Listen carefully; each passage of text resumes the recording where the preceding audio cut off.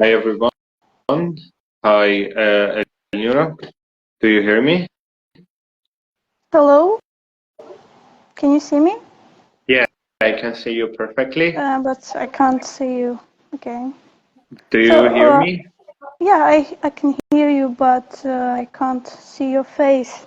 It's kind of Okay. weird. I think I can see you as far as I know. Also, like followers can see you. I think it's okay.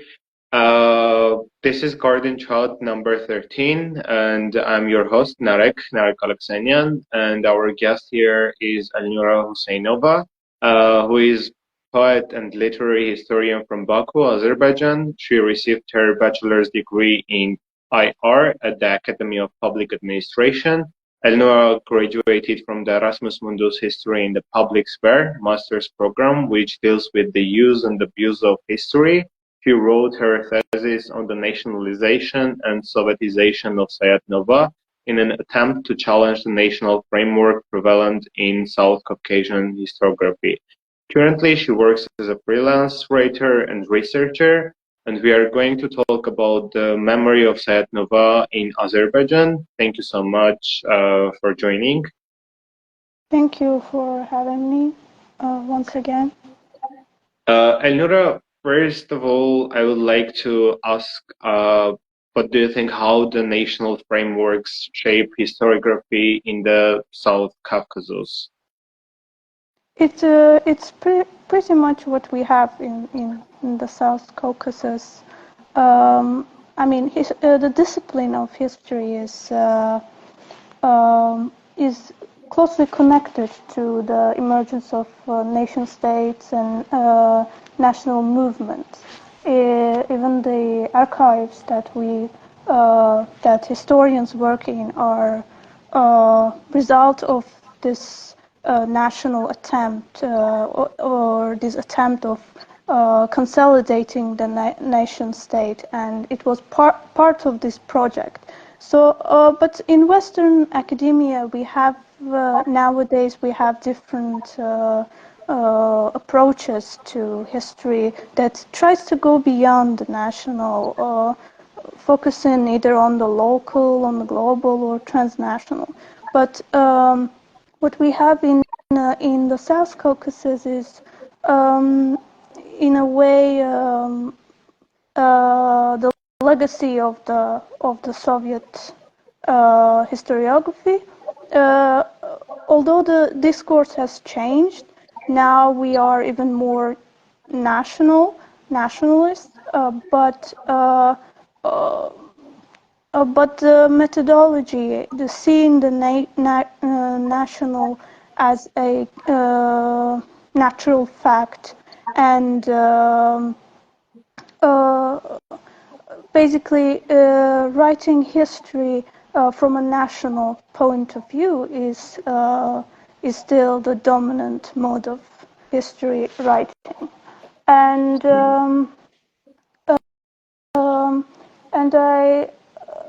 I in my research I try to go beyond that, and I believe Sayat-Nova is the perfect figure to try to do that. Yeah. See.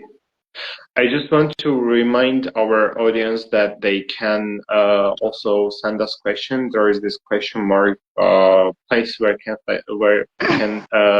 they send us the questions, and after like the main interview, we'll read them and you can answer them. I wanted to back to the main topic of Sayat-Nova, when major figure in the history of the Caucasus was Sayat-Nova. Who was he in general, and what made you want to research him? First, a little bit about Sayat-Nova, an introduction. Well, he is an 18th century ashik or bard or gusan, and of Armenian origin. And there is a common belief that he was a minstrel at the court of Irakli II. Well, you can debate that whether that was the case or not, but it is believed that he was the main location of his activities. Ashik activities took place in Tiflis, and most of what we have about Sayat-Nova's life either are based on legends or and mainly in scholarship we have two main manuscripts that ascribe to him, and most of the hypotheses about his biographies basically draw upon poetry, and that's obviously not the most reliable source, as you might guess. And I was talking about his life, yes, and I learned about him quite recently, I would say. Well, I knew about Sayat-Nova earlier from Parajanov's famous movie, The Color of Pomegranate, aka Sayat-Nova, but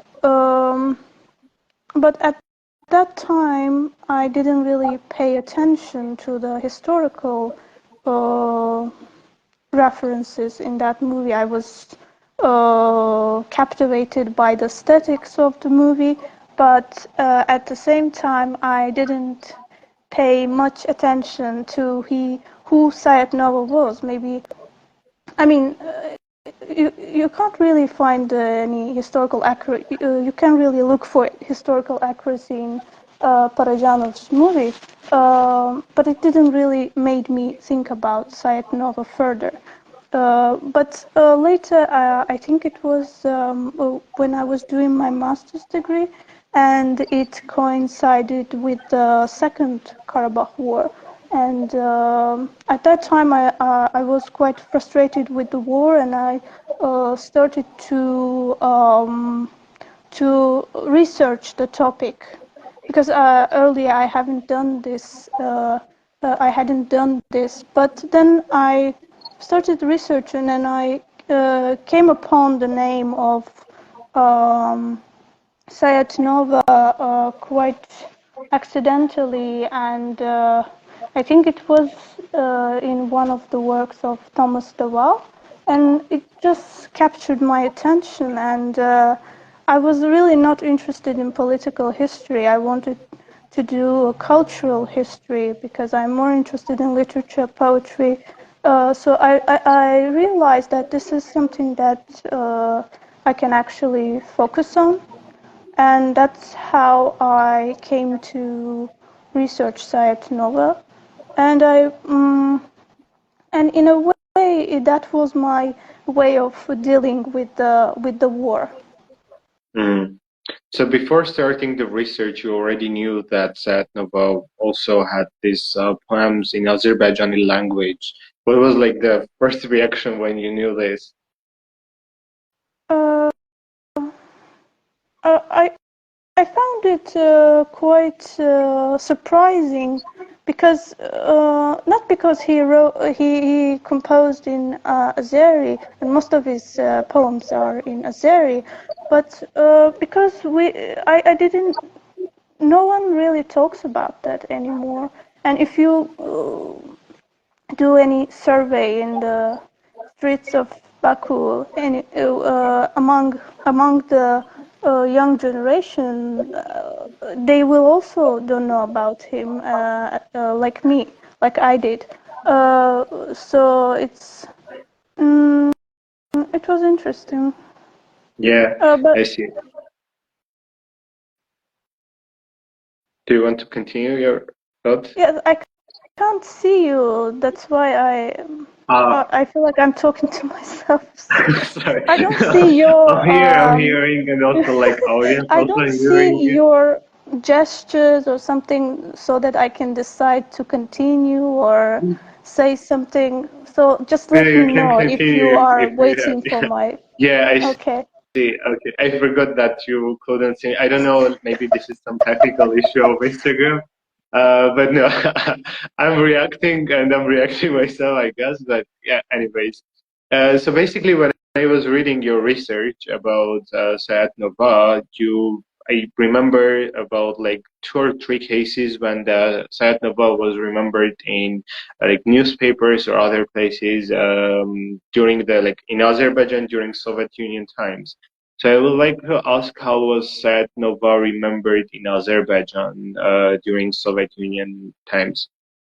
During the Soviet times, I mean, it depends on the period, but basically, the nationalization of Sayat-Nova began already before the Soviet period. In the late 90s, early 20s, we have Armenian intellectuals in Tiflis, and to some degree Georgian intellectuals as well, who became progressively more interested in folk literature and collecting in folk literature. That's how national movements begin. They go for folk, and yeah, it already started, and I would say even the pre-revolutionary scholars, they emphasized the international, quote-unquote, international potential of Sayat-Nova. And in that case, Soviet period wasn't really something, Soviet interpretations weren't that novel. There was some continuity between them. But I argue that the canonization of Sayat-Nova as a distinctly Armenian poet, based on his ethnic identity, actually happened after the 30s, and it's closely related to the Stalinist nationality policy and how it promoted national literatures and as well as the idea of the project of Soviet multinational literature. So I argued that Sayat-Nova actually became popularized and got the attention. Usually they say he got the attention that he deserved in the Soviet period. They praise themselves like this. But it is to a certain degree true, because before that, yeah, some scholars actually, maybe some intellectuals, poets are interested in him, but it wasn't as organized as in the Soviet period. And when it comes to Azerbaijan, in Azerbaijan, it doesn't have a long tradition, like, let's say, in Tiflis, in Georgia, let's say. And that's why, yeah, I was saying, it doesn't have a long-standing tradition, and it only started, I would say, in 40s, 50s, around that time. There was some celebrations of Sayat-Nova in Azerbaijan, and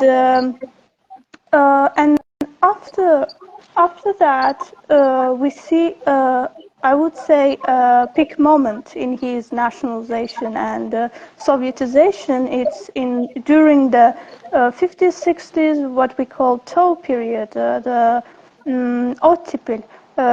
In that period, we already see Azerbaijani scholarship emerging, Azerbaijani scholarship on Sayat-Nova emerging, and we see people like Mirali Seyidov writing monograph on Sayat-Nova, or we see in the 63, in 63 we see, for example, the first collection, finally, the first collection of Sayat-Nova's poems in three languages, in all three languages are is published in Azerbaijan for the first time. And this was partly related to that time when Soviet internationalism gained a new momentum after the 20s, and in a way Soviet authorities capitalized on the international potential internationalism of Sayat-Nova, because he wrote he composed his verse in different languages, and this appealed to the notion of the friendship of the people. That was quite a catchphrase at the time, and yes, but it only emerged in the late Soviet period. After that, we also have another publication in the 80s, but in now we have a completely different picture after the 90s, after the obvious historical events. Yeah.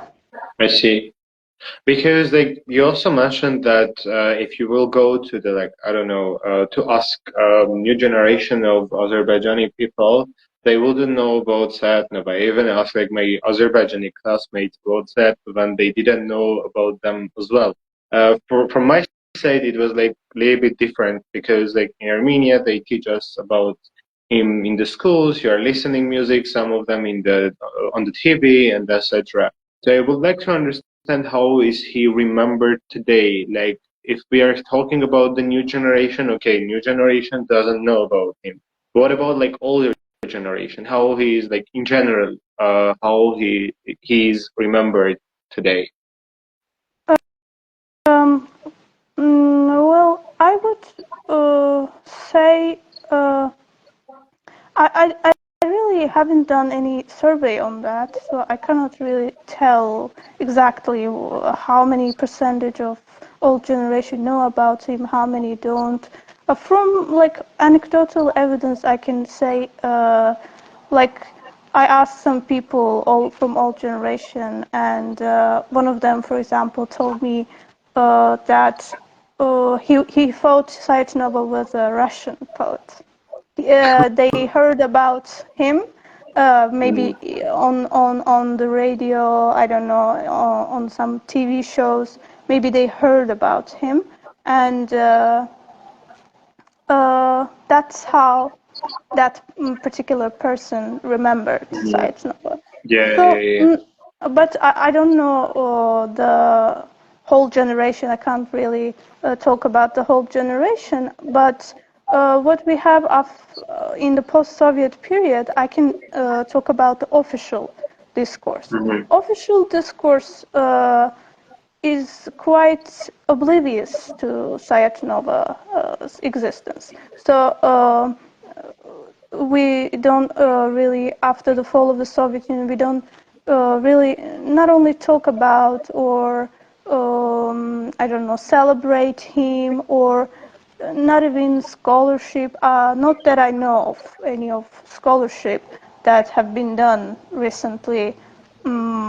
So, but you can see, for example, on the internet, or certain individuals claiming that Sayat-Nova actually was not Armenian and he was Azerbaijani. But it never materializes into something official, something organized on a state level. It never happened. So I connect this to Soviet nationality policy, because it in a way prioritize Sayat-Nova's ethnic identity over his territorial belonging, because, as I mentioned, we can call Sayat-Nova a Tiflis Ashik because he belonged to that school, as far as we know, and he didn't have any connection to Soviet Armenia proper. He was related culturally to Tiflis, but this was not so important. This was not that important for Soviet nationality policy, and how it worked, how it operated. It focused on the ethnic, because Sayat-Nova was ethnically Armenian. He was canonized as an Armenian poet. And in Azerbaijan, even in Azerbaijan, when he was celebrated obviously as an Armenian poet, and as I mentioned in my article, the monograph of Mirali Seyidov draws upon mainly his Armenian poems, because those poems were praised as having the highest aesthetic value, as opposed to Azeri poems. And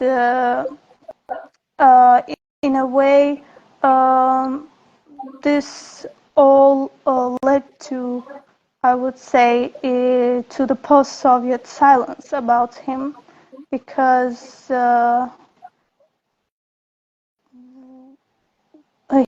he's basically ethnically Armenian, and why should we? I even saw this kind of comments. Why should we celebrate him? As if I were arguing to celebrate him. But the people actually were criticizing me for calling to celebrate Sayat-Nova. But I actually didn't call, but I was just talking about the reality and how it is connected to Soviet nationality policy. I see. So basically, what I learned from your research, it was like most of Sayat-Nova's surviving poems are in Azerbaijani. Why is that Sayat-Nova has not been canonized as an Azerbaijani poet, but, for example, Nizami Ganjavi has been? If we compare, like, why this happened like this? That's a very interesting question, because we can actually compare the cases of Sayat-Nova and Nizami Ganjavi, again with reference to Soviet nationality policy, which was quite ethno-territorial, which rooted, especially I'm talking about after the 1930s, Stalinist nationality policy, which rooted nationalities in and titular nationalities in a territory, and ethnicity was and territoriality were entangled in this policy. But what we see with Sayat-Nova is that Sayat-Nova's ethnicity was more important, and Armenian intellectuals or Armenian officials, or let's say literary cadres, they were appealing to the principle of ethnicity. that Sayat-Nova was ethnically Armenian, so we are claiming him. But when you look at Nizami, it's a little bit different because Nizami is believed to live in Ganja. His place of activities was in Ganja. But his poems are actually in Persian. Here, the principle that was the most important was territoriality. That he was in what is today known as Azerbaijan's territory, Soviet Azerbaijan's territory. So that is why he is ours. So yeah, I would say this is the main difference between Nizami and Sayat-Nova. And there was this another interesting topic. I would say Sayat-Nova,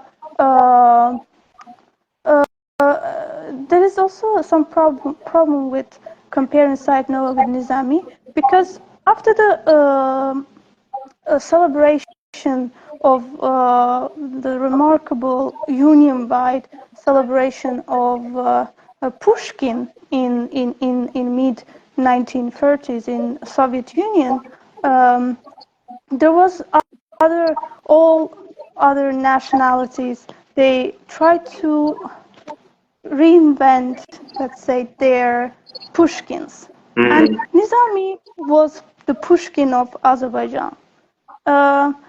In Georgia, it was Shota Rustaveli.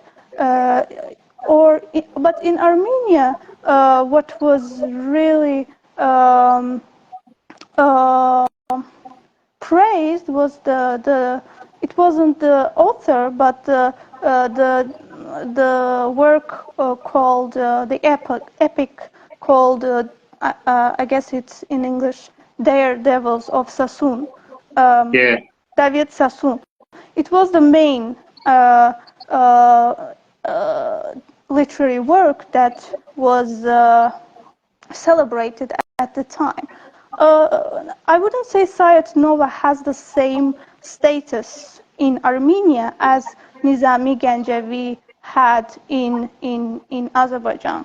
And Nizami and Azerbaijani literary cadres, they insisted on Nizami's nationalization because Shota Rustaveli was from 11th century, 11th, 12th century, and we have this epic, I guess, I'm not sure, it's 8th century or something. How we can have older, more ancient literary figure so that he could be our representative, because this idea of having the oldest, the most ancient literature is a big thing in the Caucasus, in the South Caucasus especially. There was this competition between these republics, so that we also have this old poet which lived in the same century with Shota Rustaveli, let's say. So it was important to have the old. Yeah. But Sayat-Nova is a little bit different in that sense from Nizami Ganjavi. It was a very actually interesting comparison because I never thought about it. I think I will need time to think about it more. But I'm just interested because we were talking about Sayat-Nova, I don't know, Pushkin, also Arajanov, you mentioned in your speech as well.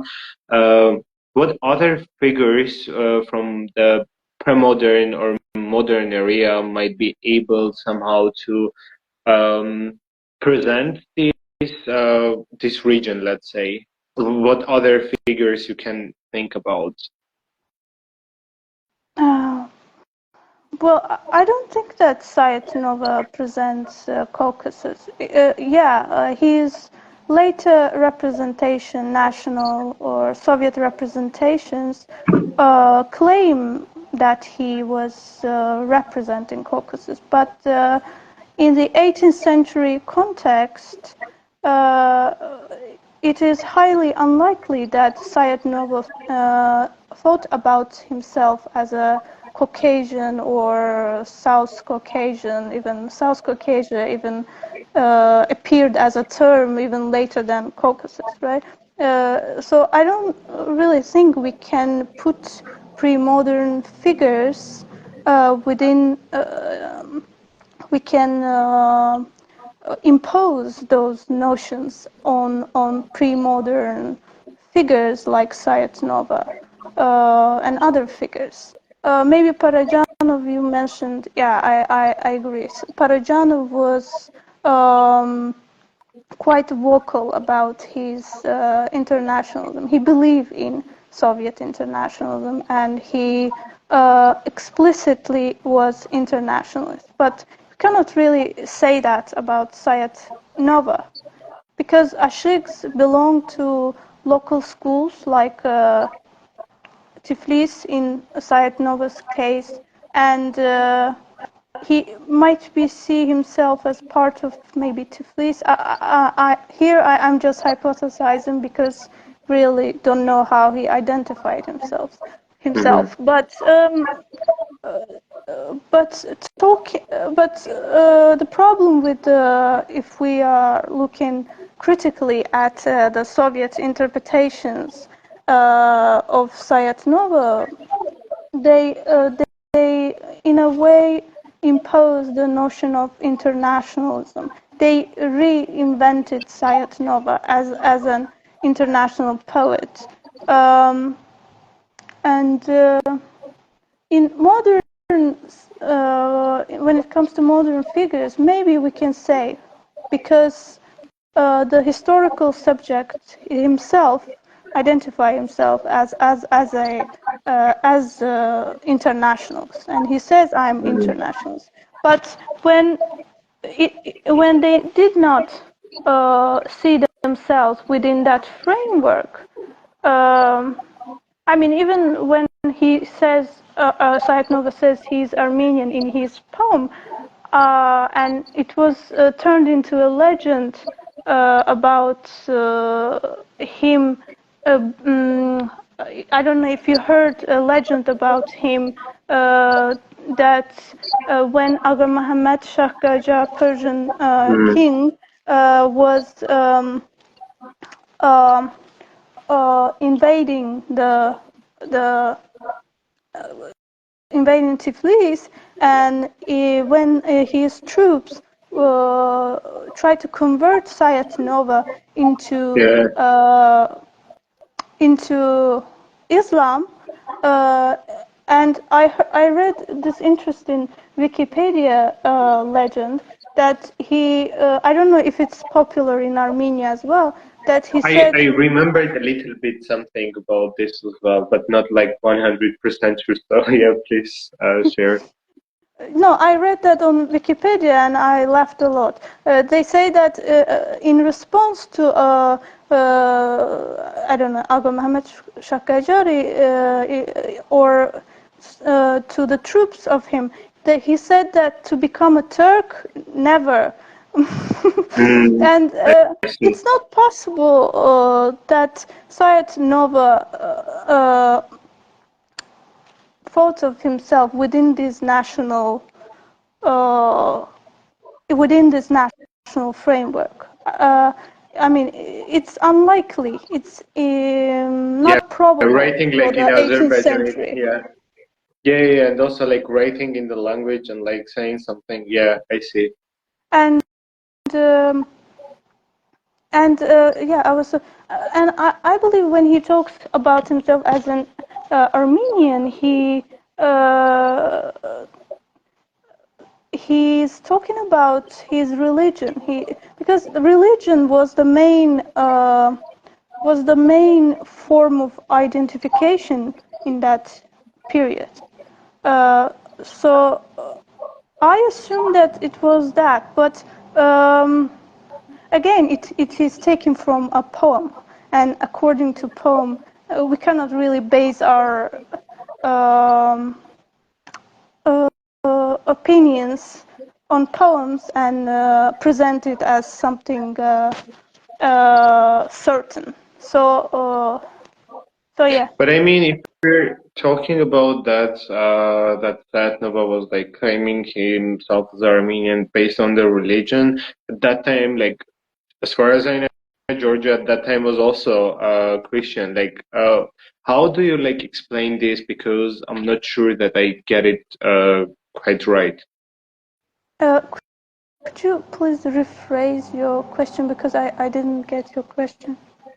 So you were talking about religious, Mm-hmm. right? Mm-hmm. That Nova was like when we're talking about nation, he was claiming himself like religious, and Sayat-Nova being Armenian was connected, right? No, I was telling there is a stanza where he talks about himself, and he talks that he's from Havlabar. My mother is from Havlabar. I don't remember exactly, and I am. And he mentions that I am Armenian in the poem, and I was saying that being Armenian in the 18th century is a little bit different being Armenian in a modern sense, where you have all kinds of national movements and nationalizations going on. It's a different context. That was what I was trying to convey. Okay, I see. Okay, I see now. Okay. So I just want to remind our viewers that we are interviewing Elnura Huseynova. We are talking about Sayat-Nova memory in Azerbaijan, and I get that you are thinking that Sayat-Nova is kind of not is represent from this region, but I would like to ask, do you think that can Sayat-Nova become a symbol, for example, for the shared cultural heritage of the peoples of the South Caucasus? Yeah, it depends on how we approach this, because if we're going to do this as they did in the Soviet period, by romanticizing him and in a way misrepresenting his original context, I think that in that way, no. But I believe in a critical reflection on the past. So we can talk about his poetry. Let's say we can have poetry readings, but along with that, we can have some kind of historical background to the of Sayat-Nova of the 18th century, let's say Caucasus, and to have some contextualization, but at the same time, it's remember him as a member of tradition, of the tradition, shared tradition that expanded not only in the Caucasus, but you can say the Near Eastern region. So I think in that sense, yeah, it's interesting. For example, I even have, for example, interesting ideas in mind. For example, we can have poetry readings, we can have translation projects or scholarship projects, book projects, which involve people from Georgia, Armenia, Azerbaijan, which would work collaboratively on Sayat-Nova, Sayat-Nova's poetry.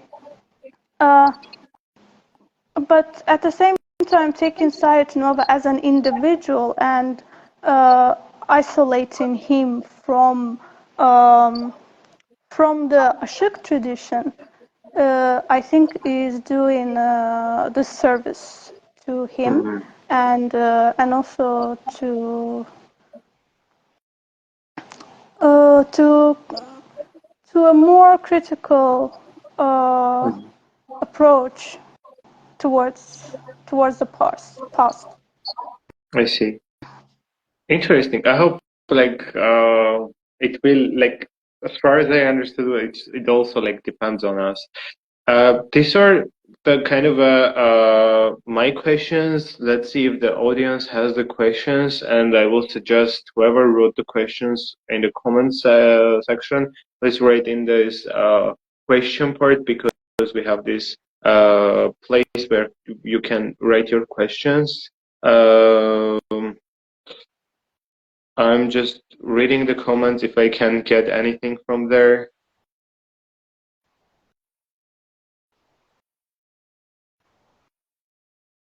Yeah, I think there are some questions there. There is a Russian question written. Sorry, but my Russian is too bad, so I will not read it. If Elnura would like to, it's up to you. Let me see. The problem is I can't view the messages. Whose question is that, so that I can read? Nizami didn't claim to have nationality, specifically Persian. Also, he had also referrals to Turks, and yeah, there is another issue with this Persianate literature, which is now not now, but has been quite nationalized. But in that sense, I don't really see any difference between claiming Nizami as an Iranian poet and claiming him as an Azerbaijani, because those notions, those are quite modern, and Nizami, the Persianate literary sweep was quite, if we can call, cosmopolitan, and there are some scholars who said that we cannot actually see the Persian as the center of it. It was multi-vocal. So anyway, yeah, I agree that I didn't understand the referrals to Turks and Tatars, but I agree that here national categories really don't work. Daredevils of Sassoon, по сей день я вижу, что в комитете нашим что и как азербайджанцы пытаются делать, чтобы они уничтожали сейчас то, что карабахские армянцы или It was like long questions. Before that, it was like 2 more paragraphs as well. This is about something else. This is not about Sayat-Nova. It's about Sumgayit. I mean, the topic is about Sayat-Nova. If you, we can not focus on it. Yeah. If it's like something different, we cannot focus on it. Let's concentrate about Sayat-Nova. And if you have like some more questions, write in this question place, and we can like answer this. We have a new question. So I was at the Sayat-Nova anniversary event maybe 10 or 11 years ago in Tbilisi. Georgians and Armenians were involved throughout. Any other involvement was conspicuous in the absence. Can this change? Do you think this can be changed?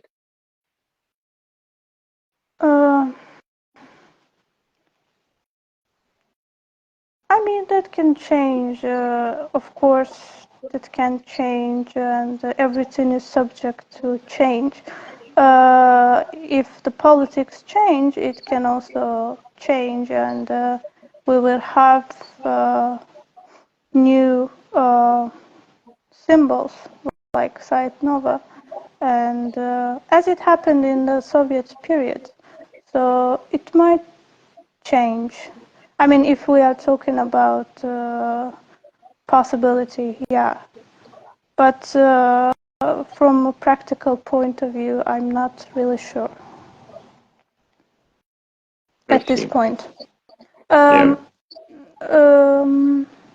I was going to say something, but anyway. You can add it if you want.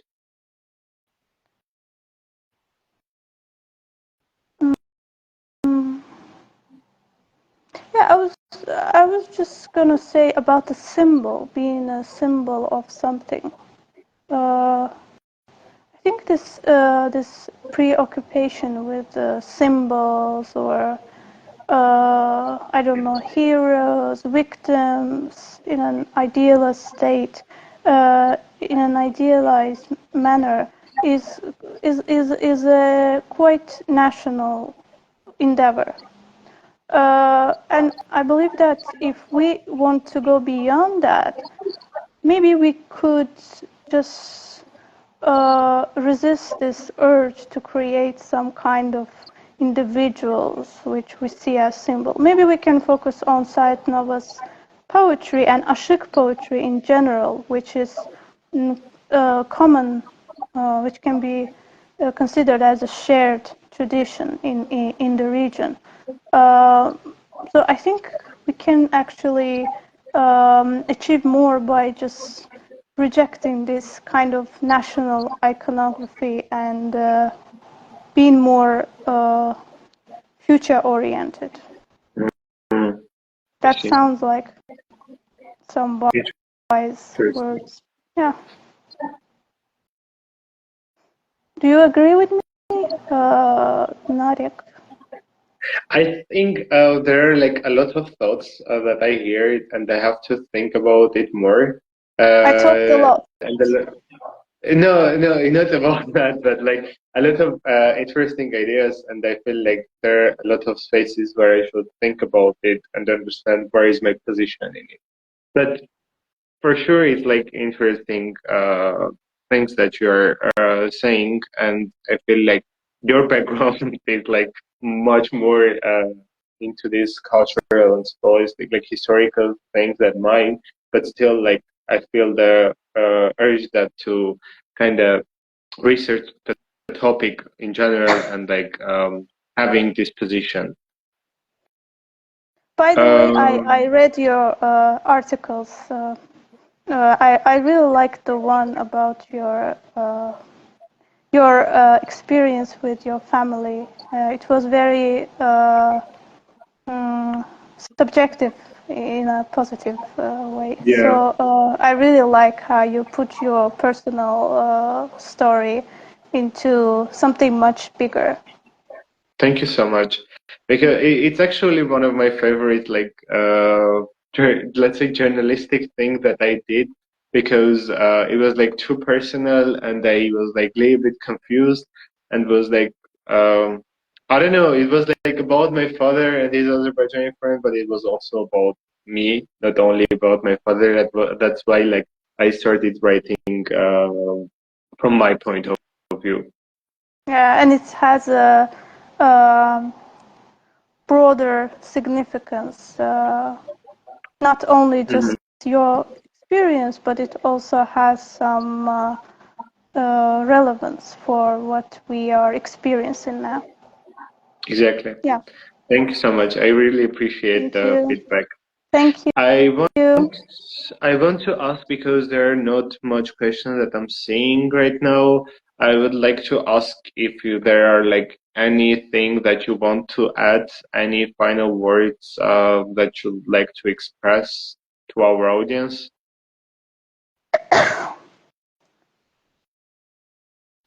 Are you addressing me? Yeah. Yes. No, I pretty much said everything that I wanted to say. Thank you so much. I just want to remind to the audience that this was the Garden Chat number 13. I was your host and Elnura was our guest. I would just remind that we were talking about Sayat-Nova memory in Azerbaijan, and Elnura Huseynova wrote a paper about it. And thank you so much for your amazing work, and thank you for joining and sharing your knowledge. Yeah. Thank you for having me. Thank you so much. Nice rest of the day. Bye. Yeah, you too. Bye bye. Bye.